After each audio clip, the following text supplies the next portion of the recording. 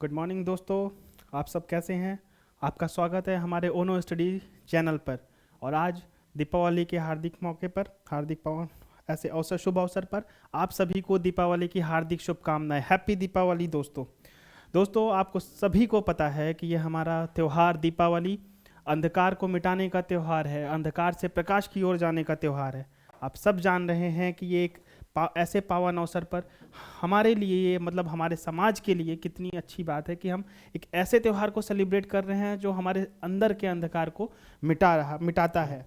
आप हम इस अंधकार को भगाने के लिए दीपक जलाते हैं दोस्तों। तो दीपक की एक खासियत होती है कि दीपक बोलता नहीं है। दीपक बोलता नहीं है, केवल अपने प्रकाश के माध्यम से परिचय देता है। अपने प्रकाश के माध्यम से ही वो परिचय देता है। इसी तरह दोस्तों, हमें बनना है और आपको भी एक दीपक के समान बनना है, जो कि बोले नहीं बल्कि अपने प्रकाश, जैसा प्रकाश अपना परिचय देता है वैसे ही हम और आप कड़ी मेहनत करके, अपने बिना बोले कड़ी मेहनत करके अपने कर्म करते रहें और अपने कर्मों से परिचय दें अपना, ताकि लोग हमें हमारे कर्म से जाने, हमारे अच्छे कर्म से जाने। जिस तरह श्री राम ने अंधकार रूपी रावण को मार करके उन्होंने ज्ञान के प्रकाश से उन्होंने मारा। आप यहाँ पर ये समझ लीजिए कि हमारे जीवन में आज जो अंधकार है, हम उसे ज्ञान के प्रकाश से ही मार सकते हैं। अंधकार यहाँ पर एक रावण है और हमारा दीपक एक प्रकाश है। तो इसलिए आप अपने प्रकाश रूपी दीपक को जलाए रखिए और अज्ञानता के रावण को मारिए, जिससे हम अज्ञानता का रावण हमारे प्रकाश रूपी ज्ञान रूपी दीपक से ही जल सकेगा, जिससे हमारे समाज में, हमारे जीवन में चारों तरफ उजियारा हो सकेगा। ठीक है दोस्तों, आप सभी को दिवाली की हार्दिक शुभकामनाएं। हम यहाँ पर देख रहे हैं, हम आते हैं मतलब हर दिन एक हमारे लिए एक नया दिन होता है। हर दिन हमारे लिए एक नया दिन होता है। हमारे जीवन में छोटी बड़ी एक अलग अलग समस्याएं आती रहती हैं। तो उन समस्याओं से निपटने के लिए हमें ज्ञान की बहुत ज़रूरत है। ठीक, ज्ञान, हमारे जीवन में ज्ञान जितना ही अधिक होगा उतना ही हमारा जीवन सफलता की ओर बढ़ेगा। तो उम्मीद करता हूँ कि आप अपने जीवन को प्रकाशमय बनाएंगे और उसे ज्ञान की प्राप्ति करते हुए अंधकार को भगाएंगे। तो इसी के साथ आज की हम अपनी क्लास शुरू करते हैं करंट अफेयर्स की। मैं हूं नितेश और आज की क्लास में हम आपसे साथ फिर से डिस्कस करेंगे देश विदेश के अलग अलग मुद्दों को। हाल ही के दिनों में जो भी मुद्दे हुए हैं उन पर डिस्कस करेंगे और साथ ही साथ उन पे बनने वाले प्रश्नों को भी हम देखेंगे। ठीक है, तो हमारा पहला प्रश्न है, हम अपने पहले प्रश्न की तरफ चलते हैं। देखिए, हमारा पहला प्रश्न आता है,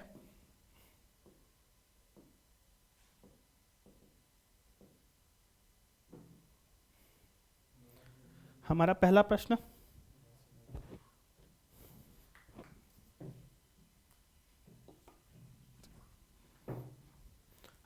प्रश्न आता है, कौन सी संस्था आवधिक ग्रीन हाउस गैस बुलेटिन जारी करती है। ये आप याद रखिएगा, आवधिक ग्रीन हाउस गैस बुलेटिन जारी करती है, ऐसी कौन सी संस्था है। तो उस संस्था का नाम होगा, ऑप्शन देखिए, विश्व मौसम विज्ञान संगठन, विश्व वन्य कोष, यूएनडीपी, वर्ल्ड बैंक। तो हमारा सही आंसर होगा विश्व मौसम विज्ञान संगठन। विश्व मौसम विज्ञान संगठन आवधिक ग्रीन हाउस गैस बुलेटिन जारी करती है। तो थोड़ा सा इसके बारे में हम जान लेते हैं। विश्व मौसम विज्ञान संगठन क्या, ये मतलब रिपोर्ट क्या है।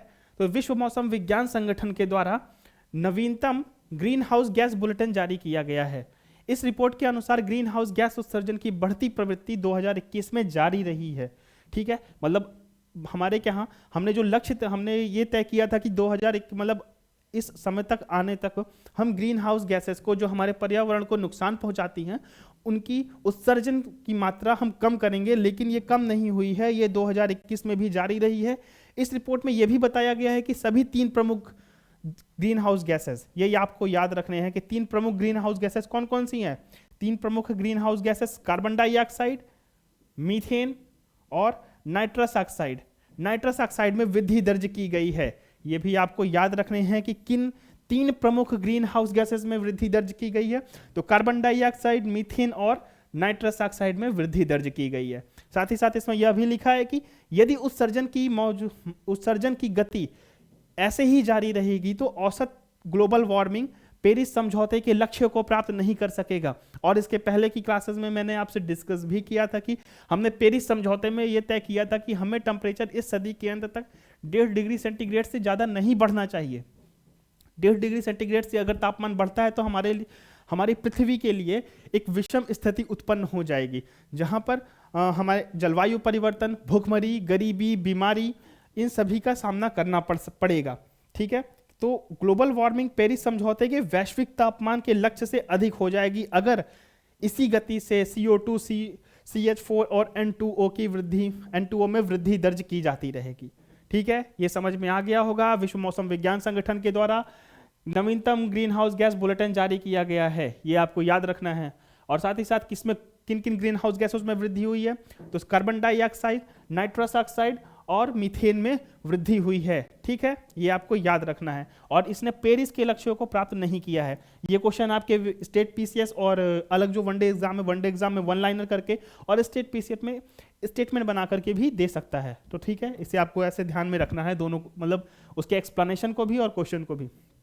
हम अपने अगले प्रश्न की तरफ आते हैं। हमारा अगला प्रश्न है, किस राज्य सरकार ने मजदूरों के लिए मुख्यमंत्री जन आरोग्य योजना, ऐसे योजनाओं से पूछ लेता है ना डायरेक्ट स्टेट PCS में और वनडे में, वैसे स्टेट PCS में ज़्यादा पूछ सकता है कि किसी भी स्टेट की योजना क्या होती है। तो मुख्यमंत्री जन आरोग्य योजना का लॉन्च किया है किस स्टेट ने, तो राजस्थान, हरियाणा, पंजाब, उत्तर प्रदेश। तो इसका सही ऑप्शन आपको बताना है। तो सही ऑप्शन क्या होगा, सही ऑप्शन होगा उत्तर प्रदेश। हाल ही में उत्तर प्रदेश ने मुख्यमंत्री जन आरोग्य योजना लॉन्च की है मजदूरों के लिए। किसके लिए लॉन्च की है, मजदूरों के लिए लॉन्च की है, ताकि सबको मतलब स्वास्थ्य का लाभ मिल सके। ठीक है, स्वास्थ्य के लाभ के लिए मुख्यमंत्री जन आरोग्य योजना उत्तर प्रदेश ने लॉन्च की है। ये हो गया। फिर उसके बाद तीसरा क्वेश्चन आता है हमारा। तीसरा क्वेश्चन है कि हाल ही में निम्नलिखित में से किसने SDG sustainable development goal progress award प्रदान किया गया है, किसे दिया गया है, किसे दिया गया है SDG प्रोग्रेस अवार्ड। ठीक है, तो ऑप्शन देखते हैं, शेख हसीना, नरेंद्र मोदी, शी जिनपिंग और जो बाइडेन। ठीक, SDG प्रोग्रेस अवार्ड प्रदान किया गया है ये शेख हसीना को। शेख हसीना कौन है, शेख हसीना है बांग्लादेश की प्रधानमंत्री। ये देखिए, ये रही शेख हसीना और उनके हाथ में ये रहा SDG प्रोग्रेस अवार्ड। बांग्लादेश की ये प्रधानमंत्री हैं, sustainable development goal.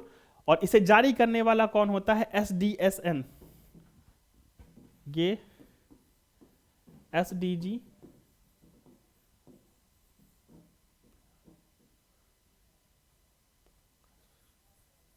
Progress award, SDG progress award को कौन देता है, sustainable development goal solution network, SDSN। ये SDSN sustainable development solution network इस अवार्ड को जारी करता है। और यह है क्या, एक ग्लोबल इनिशिएटिव है यूनाइटेड नेशन का, एक वैश्विक पहल है, यूनाइटेड नेशन की वैश्विक पहल है SDG प्रोग्रेस अवार्ड, ये दिया जाता है। और SDG आपको पता होगा कि ये 2015 तक हमारे MDG चला करते थे, मिलेनियम डेवलपमेंट गोल।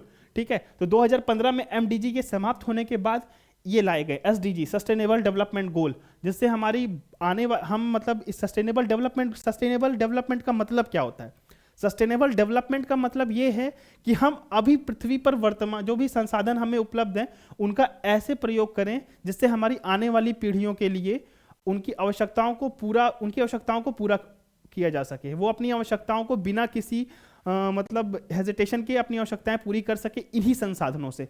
जैसे आज के समय में हमारे पास कोयले के भंडार हैं, हमने उन्हें खत्म कर दिया आज के समय में, या पेट्रोलियम के भंडार हैं, हमने उन्हें खत्म कर दिया, तो हमारी आने वाली पीढ़ी के पास ना तो पेट्रोलियम होगा ना तो कोयला होगा, वो सिर्फ किताबों में जानेंगे या फिर किसी और माध्यम से जानेंगे। जैसे आज हमारे पास जल है, जल एक संसाधन है, उसे हम प्रदूषित कर देंगे पूरी तरह से, तो हमारे आने वाली पीढ़ियों के पास स्वच्छ जल की बहुत ही मतलब कमी हो जाएगी, अभाव हो जाएगा उनके पास, जिससे उन्हें स्वच्छ जल उपलब्ध नहीं हो पाएगा, तो उनके लिए अपनी आवश्यकताओं में कटौती करनी पड़ेगी। ठीक है, तो सस्टेनेबल डेवलपमेंट का यही मतलब है कि हम कैसे अपनी आवश्यकताओं को एक ऐसे तरीके से प्रयोग करें जिससे हमारी पीढ़ियों के लिए भी ये आसानी से उपलब्ध हो और उनकी आने वाली जनरेशन के लिए भी।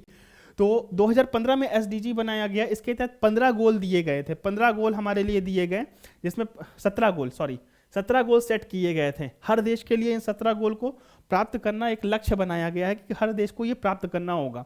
और फिर तो इसमें देखिए, पहला गोल क्या है, no poverty, zero hunger, good health and well being, qualitative education, gender equality, clean water and sanitation, goal number 6, goal number 7 affordable and clean energy, goal number 8 decent work and economic growth, goal number 9 industry infrastructure, goal number 10 sustainable accommodation, goal number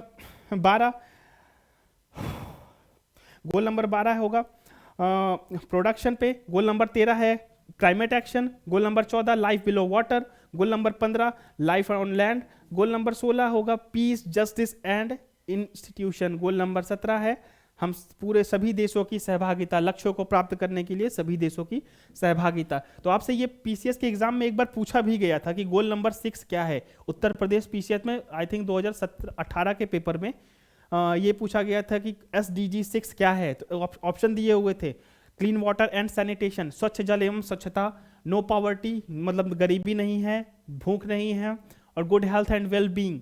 ठीक, तो option था उसमें ये clean water and sanitation, goal number 6। तो ऐसे करके पूछ लिए जाते हैं। मेंस के एग्जाम में तो इन 17 का इंपॉर्टेंट है ही है, बट प्री के एग्जाम में ये पर्टिकुलरली आपको याद होने चाहिए। 1 से 17 तक की गोल आपको पता होने चाहिए। ठीक है, पीसीएस लेवल तक में, ये पीसीएस लेवल का क्वेश्चन है, आपको ये बता रहा हूँ। स्टेट पीसीएस में पूछा जा चुका है SDSN।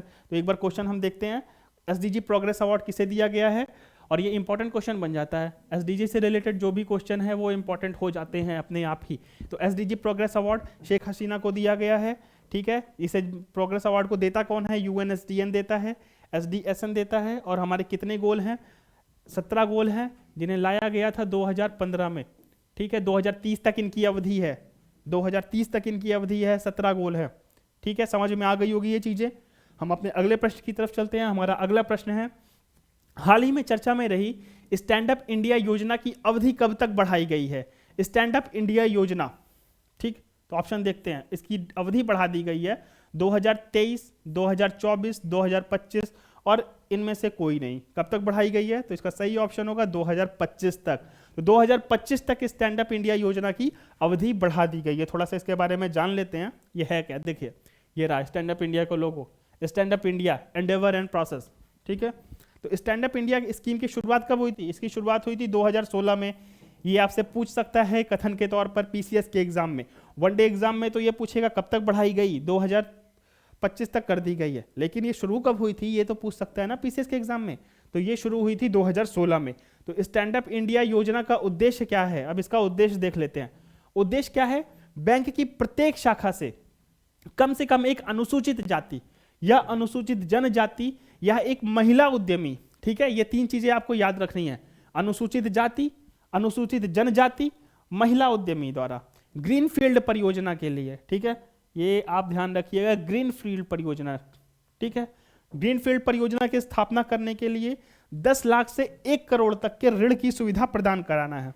और यह किस चीज के लिए दिया जा सकता है, उद्यम विनिर्माण, इंडस्ट्रियल डेवलपमेंट, इंफ्रास्ट्रक्चर, सेवा और व्यापार के क्षेत्र में। ठीक है, इंडस्ट्रियल इंफ्रास्ट्रक्चर, सर्विस और बिजनेस, इन सब क्षेत्र में दिया जा सकता है। ठीक है, तो शुरुआत 2016 में हुई स्टैंड अप इंडिया की, 2025 तक इसको बढ़ा दिया गया है। इसमें किया क्या जाएगा कि बैंक की हर एक शाखा से अनुसूचित जाति मतलब शेड्यूल कास्ट, शेड्यूल ट्राइब और वुमेन एंटरप्रेन्योर के द्वारा ग्रीनफील्ड परियोजना स्थापित करने के लिए 10 लाख से 1 करोड़ तक का लोन दिया जाएगा। ठीक है, अब जान लेते हैं ग्रीनफील्ड परियोजना क्या होती है। ग्रीनफील्ड परियोजना, देखिए, कोई भी परियोजना जो पहली बार लगाई जा रही है किसी जगह पर, स्थापित किया जा रहा है ना उसे, तो उसे ग्रीनफील्ड परियोजना कहते हैं। जैसे एक एयरपोर्ट बनाया जा रहा है, एक बना बनाया एयरपोर्ट है, उसमें इन्वेस्ट करना तो वो हमारा हो जाएगा ब्राउन फील्ड इन्वेस्टमेंट। लेकिन हम एक फिर से जमीन ले रहे हैं, उस पर पूरी संरचना फिर से तैयार कर रहे हैं, तो वो ग्रीनफील्ड प्रोजेक्ट हो जाएगा। तो ये आपको समझ में आ गया होगा स्टैंड अप इंडिया के बारे में। ये 2016 में शुरू हुआ, इसका कार्यकाल 2025 तक बढ़ा दिया गया है और इसकी शुरुआत हुई थी 2016 में। इसका उद्देश्य क्या था, SC ST और वुमेन को 10 लाख से 1 करोड़ तक का लोन उपलब्ध कराना बैंक की सभी शाखाओं से। ठीक है, तो हमारा अगला प्रश्न है, हाल ही में भारत का पहला ई व्हीकल अनुकूलन हाईवे कौन सा बना है। ई व्हीकल फ्रेंडली हाईवे, माफ कीजिएगा, ई व्हीकल फ्रेंडली हाईवे कौन सा बना है। तो ऑप्शन है दिल्ली जम्मू कश्मीर, दिल्ली मुंबई, दिल्ली चंडीगढ़, दिल्ली अमृतसर हाईवे। तो इसका सही उत्तर होगा दिल्ली चंडीगढ़ हाईवे। दिल्ली चंडीगढ़ हाईवे, ठीक है, ये देखिए, Delhi Chandigarh highway become first E vehicle friendly highway, देश का पहला ई व्हीकल फ्रेंडली हाईवे है। और इसे स्थापित किया किसके द्वारा किया गया है? इसे स्थापित किया गया है भेल के द्वारा, BHEL, Bharat heavy electronic limited के द्वारा स्थापित किया गया है। और इस हाईवे की खास बात क्या होगी? जो यहाँ पे इलेक्ट्रॉनिक चार्जर्स लगे होंगे वाहनों को चार्ज करने के लिए, वो सौर ऊर्जा के माध्यम से चलेंगे। ठीक है, सौर ऊर्जा आधारित ईवी चार्जिंग स्टेशन यहाँ पर, इलेक्ट्रिक व्हीकल चार्जिंग स्टेशन बनाए गए हैं। कहाँ पर? दिल्ली चंडीगढ़ हाईवे देश का पहला हाईवे है, इलेक्ट्रॉनिक फ्रेंडली हाईवे। ठीक है, ये आपको समझ में आ गया होगा। एक बार क्वेश्चन फिर से देख लीजिए। ई व्हीकल फ्रेंडली हाईवे, पहला ई व्हीकल अनुकूलन हाईवे लॉन्च किया गया है दिल्ली चंडीगढ़ हाईवे में, देश का पहला है। ठीक, हमारा अगला प्रश्न आता है। अगला प्रश्न है AY.4.2, जो कि हाल ही में चर्चा में रहा, खबरों में रहा। ये क्या है? कोरोना वायरस का वंश है, वायुयान है, गेहूं की संकर किस्म है, या फिर क्षुद्र ग्रह है? देखिए, इस तरह के क्वेश्चंस ना, ये डायरेक्ट आपको नाम याद होने चाहिए। इस तरह के प्रश्न में डायरेक्ट आपको अगर ये याद है, जैसे साइकी नाम का एक क्षुद्र उपग्रह था, वो आपको उसमें क्या पूछा गया था, एग्जाम में पूछ लिया गया था कि साइकी क्या है, तो वैसे ही ये डायरेक्ट नाम याद दे दिया है। तो ये है कोरोना वायरस का एक वंश है। ठीक है, इसे हाल ही में मतलब इस पर अध्ययन किया जा रहा है ऑक्सफोर्ड और एडनबर्ग यूनिवर्सिटी के द्वारा मिल करके। तो ये अभी हाल ही में काफी चर्चा में रहा है। AY.4.2 हाल ही में चर्चा में रहा, ये कोरोना वायरस का एक अंश है। जैसे कि कभी कभी गेहूं का किस्म देकर पूछ लेता है, वायुयान के बारे में पूछ लेता है। जैसे अभी सजग था, नहीं सार्थक नाम दे दिया, ये क्या है? तो ये एक गश्ती पोत था, जिसे भारत गश्ती पोत था, ये पेट्रोलिंग व्हीकल था, ये पेट्रोलिंग व्हीकल था। ठीक है, जिसे हमारे तटरक्षक बलों को दिया गया। तो वैसे ही ये नाम आपसे पूछ लिया है। AY.4.2 क्या है? तो ये कोरोना वायरस का एक वंश है, ये आपको याद रखना है, पूछा जा सकता है वन लाइनर में। AY.4.2 हाल ही में खबरों में रहा है, कोरोना वायरस वेरिएंट है, ये आपको पता होना चाहिए। कोरोना वायरस का एक नया वेरिएंट भी है ये। फिर इस वंशावली की देखरेख में पेंगो नेटवर्क के द्वारा की जाती है, ये इंपॉर्टेंट नहीं है। हो सकता है कहाँ शायद ही पूछ ले कि एडिनबर्ग और ऑक्सफोर्ड विश्वविद्यालय के द्वारा, शोधकर्ताओं के द्वारा इसकी मतलब खोज की गई है, ऑक्सफोर्ड और एडिनबर्ग के द्वारा। ठीक है, तो आपको बस नाम याद रखने हैं, वो है क्या, ये याद रखना है। अब फिर हम अपने अगले प्रश्न की तरफ चलते हैं। जॉइंट स्टैटिकल पब्लिकेशंस JSP 2021 और जॉइंट स्टैटिकल पब्लिकेशन स्नैपशॉट 2021 किस क्षेत्रीय संघ के प्रकाशन हैं? किस क्षेत्रीय संघ के प्रकाशन है? तो इसके ऑप्शन देखते हैं, ब्रिक्स, G20, G7, OECD। तो इसका सही ऑप्शन होगा ब्रिक्स। तो ये जॉइंट स्टैटिकल पब्लिकेशन 2021 और जॉइंट स्टैटिकल पब्लिकेशन स्नैपशॉट 2021 के क्षेत्रीय संघ के प्रकाशन है। तो ये हैं ब्रिक्स के दोस्तों। एक मिनट,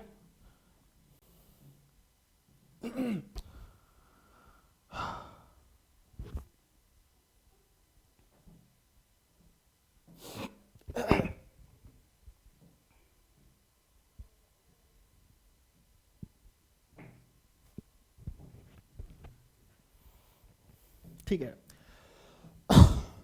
माफ कीजिए।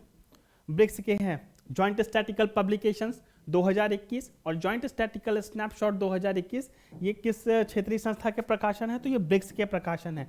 तो दोस्तों ब्रिक्स के बारे में देख लीजिए कि दुनिया में जो भी ये वर्ल्ड मैप पे पीले कलर से रंगा हुआ है, जैसे ये रूस हो गया, रशिया, चाइना, इंडिया, ब्राजील और ये साउथ अफ्रीका। तो ये ब्रिक्स में कितने देश हो गए? यहां से आपको पता चल गया होगा, रशिया, चाइना, इंडिया, ब्राजील। ठीक है, 5 देश हैं। तो ठीक है, थोड़ा सा ब्रिक्स के बारे में जान लेते हैं जल्दी जल्दी। देखिए, 2001 में एक ब्रिटिश अर्थशास्त्री थे, इनका नाम था जिम ओ'नील। तो जिम ओ'नील थे, इन्होंने ब्रिक की कल्पना की थी। ठीक है, तो क्वेश्चन में पूछ सकता है कि कल्पना किसने की, नाम दे दे। तो जिम ओ'नील ने की थी। ये ब्रिटिश थे जिन्होंने किन किन देशों को रखा था? ब्राजील, चीन और भारत, इन तीनों को बना करके इन्होंने ब्रिक की कल्पना की थी। ठीक है, लेकिन वास्तविक रूप में अगर ब्रिक्स की स्थापना की जाए तो औपचारिक रूप से तो ये बना 2006 में ये स्थापित हुआ। जब ये 2006 में स्थापित हुआ तो इसमें कौन कौन से देश आए थे? तो इसमें देश थे ये चारों देश। देखिए, ये 4 देश साथ में है ना, रशिया, चाइना, इंडिया, ब्राज़ील। तो ये 2006 में जब बना तो ये था B, Brazil, Russia, India, China, BRIC, BRIC था, ठीक है। फिर उसके बाद सन 2010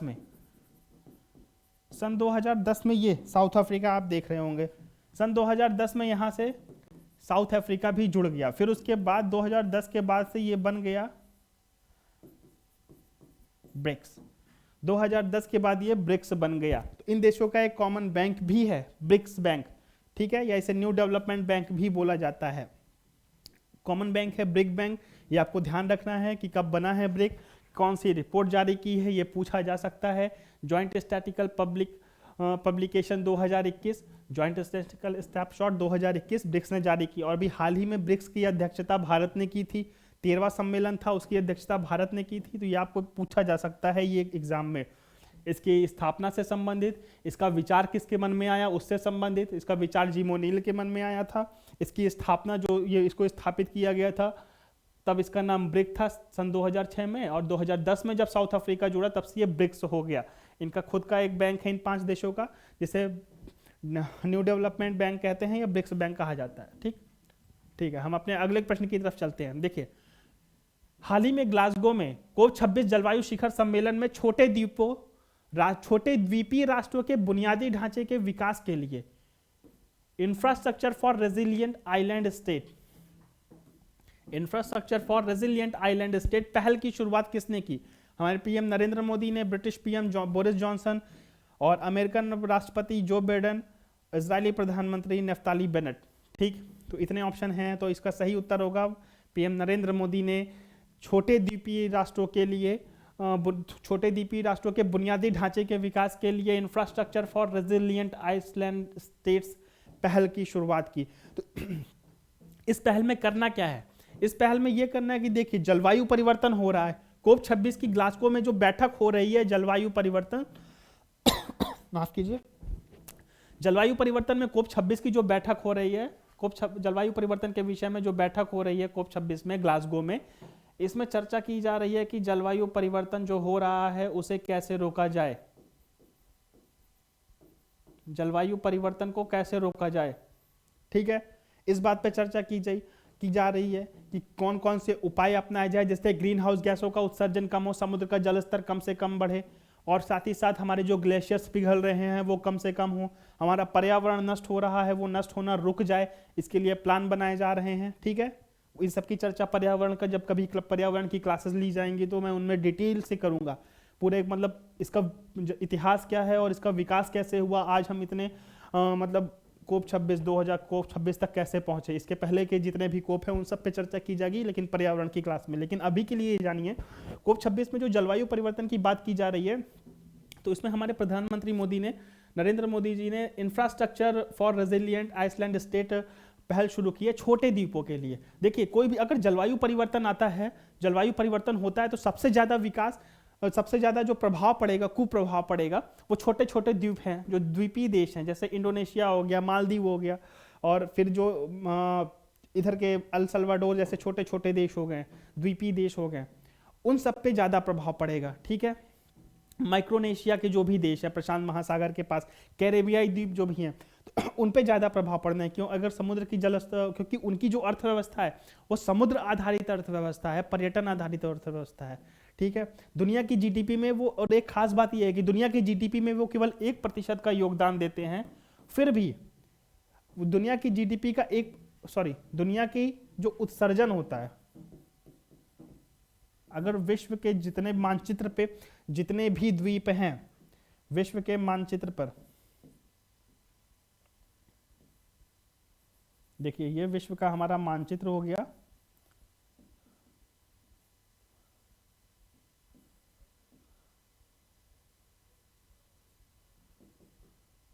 यहाँ ये ऑस्ट्रेलिया, यहाँ सभी द्वीपीय देश, जापान,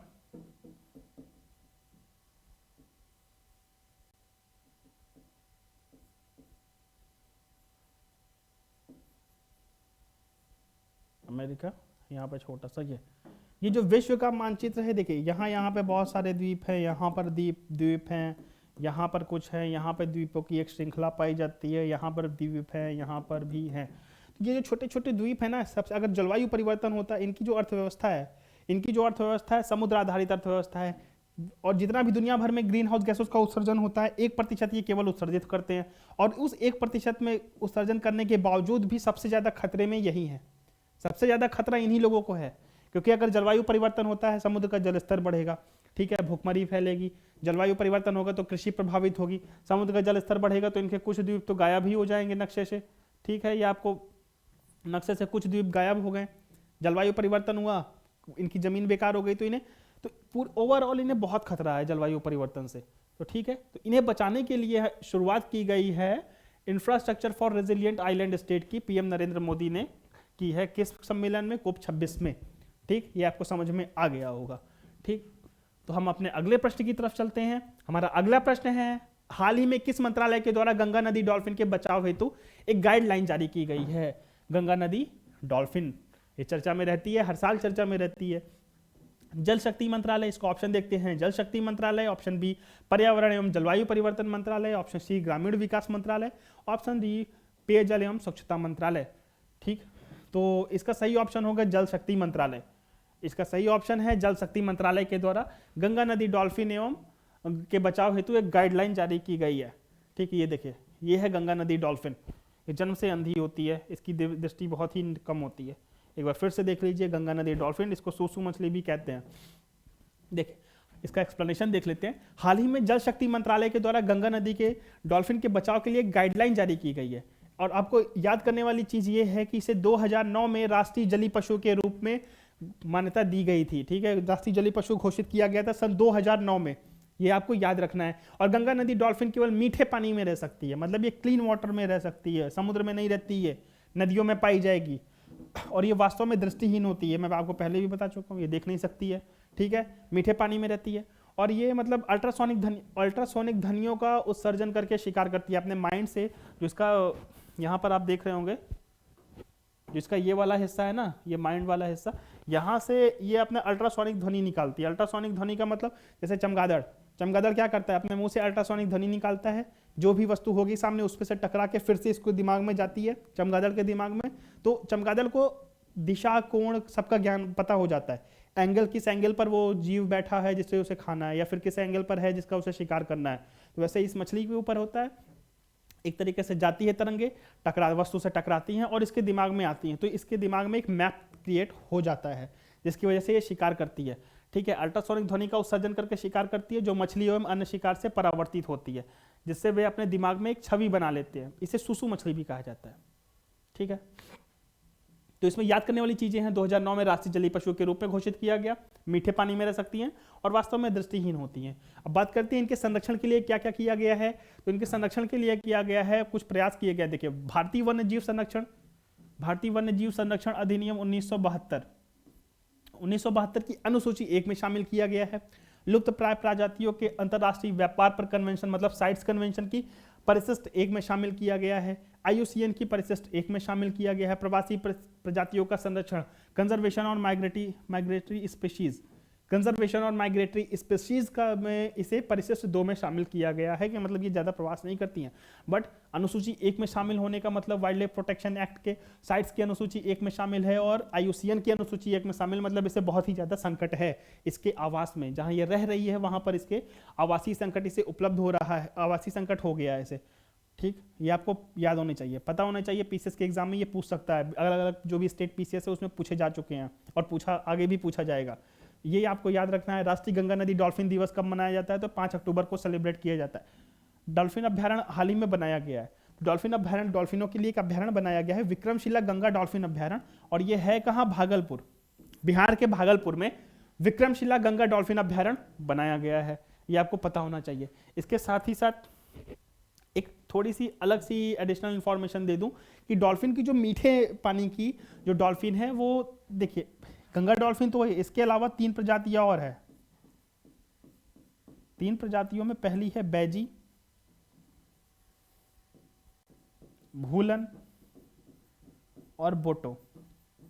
ये सभी मीठे पानी की डॉल्फिन है, लेकिन ये यहां पाई नहीं जाती है।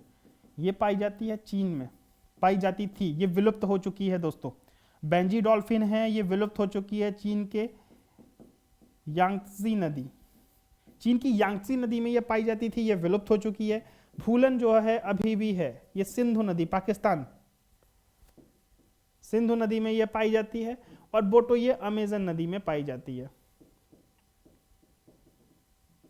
अमेजन नदी, ठीक है। भूलन सिंधु नदी में, बोटो अमेजन नदी में, बेंजी यांगजी नदी में पाई जाती है। और इसको व्हाइट डॉल्फिन भी कहा जाता था, बेंजी को, ठीक है। और इसके साथ साथ जो एक खारे पानी की डॉल्फिन होती है वो इरावदी डॉल्फिन उसको बोलते हैं। आप इरावदी नदी के बारे में जानते होंगे, इरावदी डॉल्फिन। हाल ही में इनकी संख्या बढ़ गई थी चिल्का झील में, तो ये चर्चा में थी ये डॉल्फिन फिर से।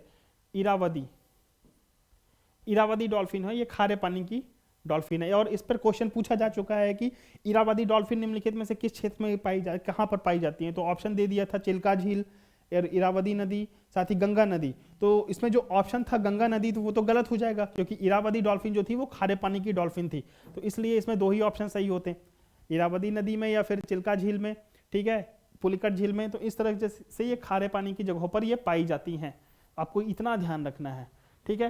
कि हमारी जो गंगा डॉल्फिन है वो मीठे पानी की जीव है। अनुसूची 1972 में इसे वन्य जीव संरक्षण अधिनियम 1972 में पहला स्थान अनुसूची 1 पे रखा गया है। लुप्त प्राय प्रजातियों के अंतर्राष्ट्रीय व्यापार में साइट्स में अनुसूची परिशिष्ट 1 में रखा गया है, IUCN में इसका परिशिष्ट 1 में रखा गया है इसे। और प्रवासी प्रजातियों के संरक्षण में परिशिष्ट 2 पर रखा गया है।